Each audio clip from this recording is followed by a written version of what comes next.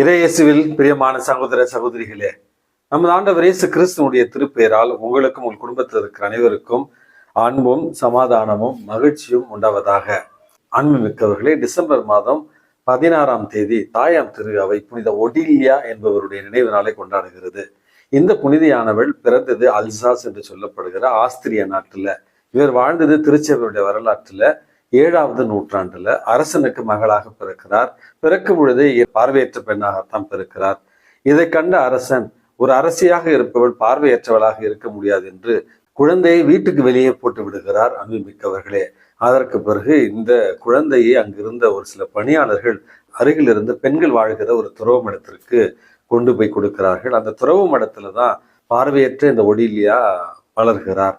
அதற்கு பிறகு அங்கிருந்த ஒரு புனித குருவிடத்துல இறைவன் காட்சியில தோன்றி, அங்க இருக்கிற துறவு மடத்துல ஒரு பெண் குழந்தை இருக்கிறாள், அவளுக்கு திருமுழுக்கு கொடுங்கள், திருமுழுக்கு கொடுத்த பிறகு அவள் பார்வை பெறுவாள், அவருக்கு ஒடிலியா என்று பெயரிடுங்கள், ஒடிலியா என்றால் ஒளியின் மகள் என்பது பொருள் அப்படின்ற ஒரு செய்தி, ஒரு காட்சி கிடைக்கிறது.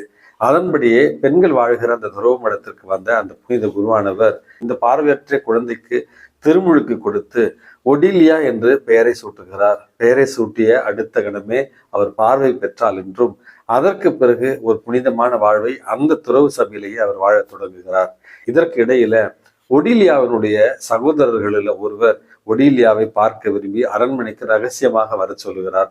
ரகசியமாக சகோதரியும் சகோதரனும் சந்தித்துக் கொண்டிருந்த நேரத்துல அவர்களுடைய தந்தை அங்கே வந்து ஒடிலியாவை பார்த்து இன்னும் கோபமடைந்து தன்னுடைய மகனை அடிக்க ஆரம்பிக்கிறார், துன்புறுத்த ஆரம்பிக்கிறார். அந்த நேரத்துல தன்னுடைய சகோதரனுக்காக மன்னிப்பை கேட்டு முழந்தாளிட்டு தன்னுடைய தந்தையினுடைய கரங்களை முத்தமிட்ட அடுத்த கணமே தந்தையினுடைய மனம் மாறிவிடுகிறது. தன்னுடைய மகளை அரண்மனையிலேயே ஏற்று அவர் வாழ விருப்பம் தெரிவிக்கிறார். இருந்தாலும் அரண்மனை, வாய்ப்பு, வசதி அனைத்தையும் திறந்துவிட்டு தந்தையினுடைய விருப்பத்தை கேட்டு தான் ஒரு துறவற வாழ்வை வாழ விரும்பி தந்தையிடத்தில் அனுமதி கேட்கிறார். முதலில மறுத்த தந்தை பிறகு ஒடிலியாவை ஒரு துறவற வாழ்வை வாழ்வதற்கு அனுமதிக்கிறார். அதற்கு ஒரு பரிசாக ஒரு அரண்மனையை கூட பரிசாக கொடுத்தார் என்று தான் இவருடைய வாழ்க்கையில நம்ம வாசிக்கிறோம். புனித ஒடிலியா அரண்மனையை பெற்றாலும் அதை விற்று அதில் வந்த வருமானத்தை ஏழை எளியவர்களுக்கு கொடுத்துவிட்டு ஏழ்மையான, எளிமையான, தூய்மையான, புனிதமான ஒரு வாழ்வை வாழ்ந்து மதித்தார் என்று தான் வரலாற்றில் நம்ம வாசிக்கிறோம். இந்த புனித ஒடிலியாவை போல சமுதாயத்தால், உறவுகளால் நாம் புறக்கணிக்கப்பட்டிருந்தாலும் இறைவன் பார்வையில நம்ம விலையேற பெற்றவர்கள் என்கிற அழகான ஒரு உன்னதமான எண்ணத்தை கொண்டு புனிதத்தில் வாழ்ந்திட இறைவன் நமக்கு அழைப்பு விடுக்கிறார்.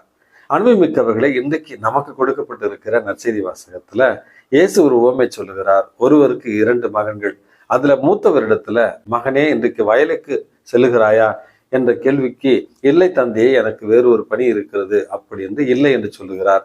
சிறிது நேரத்துல இளைய மகன் வந்த நேரத்துல, மகனே இன்றைக்கு வயலுக்கு செல்வாயா என்று கேட்ட கேள்விக்கு, உடனடியாக நான் செல்கிறேன் தந்தையே அப்படி என்று சொல்லிவிட்டு கடைசியில உடனடியாக செல்கிறேன் என்ற இளைய மகன் வயலுக்கு செல்லவில்லை.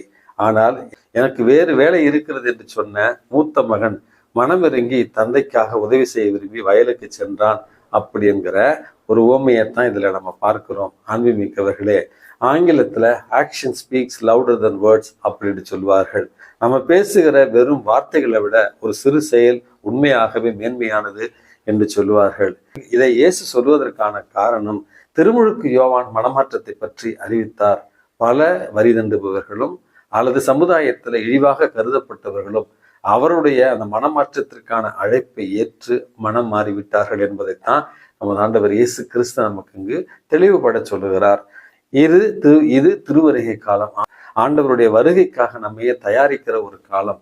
ஆண்டவருடைய வருகை எப்படி இருக்கும், ஆண்டவருடைய வருகையின் பொழுது நாம் எப்படி இருக்க வேண்டும், நம்முடைய உள்ளம் எப்படி இருக்க வேண்டும் என்பதைத்தான் இத்தனை வாரங்களாக, 3 வாரங்களாக தாயாம் திரு அவை இறை வார்த்தைகள் மூலமாக நமக்கு சொல்லித் தருகிறது.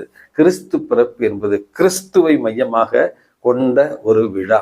இந்த கிறிஸ்து பிறப்புல கிறிஸ்துவுக்கு இடம் கொடாமல் மற்ற ஜோடனைகளுக்கும் மற்றும் வியாபாரத்திற்கும் வணிகத்திற்கும் பரிசு பொருட்களுக்கும் முக்கியத்துவம் கொடுத்தால் இதை உண்மையாகவே கிறிஸ்துமஸ் அப்படி என்று நம்ம சொல்ல முடியாது. ஆகவே அன்புமிக்கவர்களே, வெறும் வார்த்தைகளால் கிறிஸ்து பிறப்பை கொண்டாட போகிறேன், கிறிஸ்து பிறப்புக்காக நாங்கள் எல்லாம் ஒன்று கூட போகிறோம் என்று சொல்வதை விடுத்து உண்மையான தயாரிப்பு என்பது கிறிஸ்து பிறப்பிற்காக நம்முடைய உள்ளத்தை தயார் செய்வது என்பதை புரிந்து கொண்டு வெறும் வெற்று வார்த்தைகளால் மனமாற்றத்தை அறிக்கையிடாமல் நம்முடைய வாழ்க்கையால் கிறிஸ்து பிறப்பிற்காக மனமாற்றத்தை ஏற்படுத்திட இறைவன் உங்களையும் என்னையும் தூண்டுவாராக. எல்லாம் வல்ல இறைவன் தந்தை, மகன், தூய ஆவி உங்களையும் உங்கள் குடும்பத்தில் இருக்கிற அனைவரையும் நிறைவாக ஆசிர்வதித்து பாதுகாத்து வழி நடத்துவாராக. ஆமென்.